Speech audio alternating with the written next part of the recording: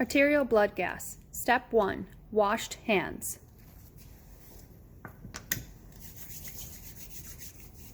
Items 2 through 4 can be done in any order. Step 2. Checked all necessary equipment was available and ready to use.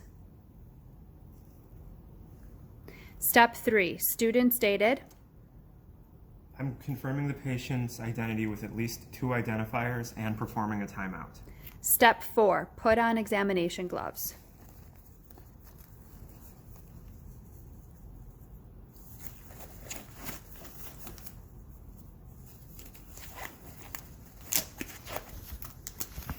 Step 5.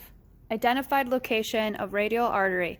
Palpated pulse lateral to flexor carpi radialis tendon. Thumb may not be used for palpation.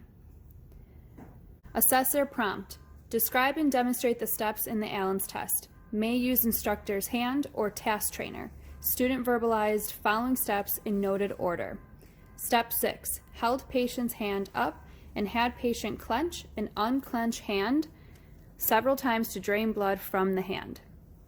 Step 7. Compress the radial and ulnar arteries while patient was clenching the hand. Step 8. Lowered patient's arm and had them relax and open their hand. This action alleviates tension, which can cause inaccurate results. Step 9. Released pressure on the ulnar artery and observed for brisk return to color of hand. Step 10. Assessor prompt. Describe potential results. Student response need not be verbatim.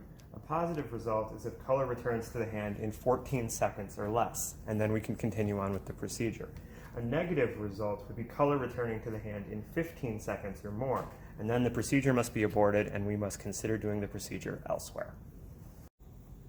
Items 11 through 13 can be done in any order. Step 11. Prepared area with 1 chlorhexidine gluconate in a back-forth, up and down motion until area was completely wet. Alternatively, an iodophor swab can be used in concentric circles moving outward. Students stated, the solution must stay on the site until it is dry before I puncture the skin. Step 12. Using a heparinized syringe, remove residual air from syringe. If a cap was present, it was removed prior to removing air, and needle attached to syringe if it is not pre-attached. Step 13. Slightly adducted arm and dorsiflex the wrist approximately 30 degrees. Assessor may prompt, how would you position the arm? I would like it slightly adducted and dorsiflexed at about 30 degrees. Step 14. Palpated artery with index finger of non-dominant hand without contaminating, proximal to planned puncture site. Step 15. Inserted needle bevel side up at a 30 to 60 degree angle to the skin and advanced into artery. Step 16. Assessed for flashback of blood into the syringe, then allowed syringe to filled, about 1 cc. Assessor should tell examinee that a smaller amount is sufficient for the purpose of the exam. Items 17 through 20 can be done in any order. Step 17. Place 2x2 gauze pad over puncture site, withdrew needle, and engage needle safety device if present. Step 18. Removed needle from syringe and disposed of it appropriately. Place cap on syringe.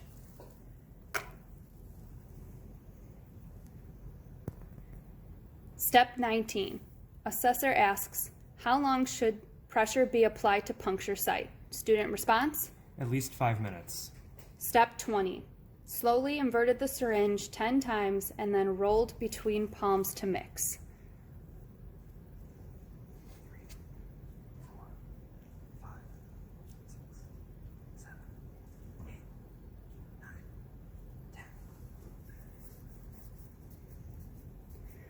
Items 21 through 26 can be done in any order.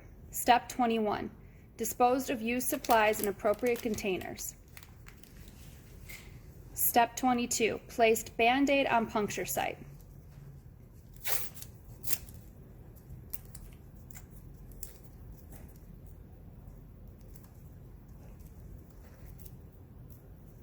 Step 23. In the patient's presence, label the syringe and place in a biohazard bag.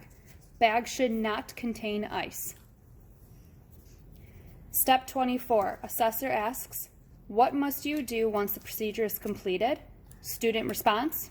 I'm going to document in the patient's chart, and I'm going to include the location of the puncture site, the results of the Allen's test, and whether or not there were any complications.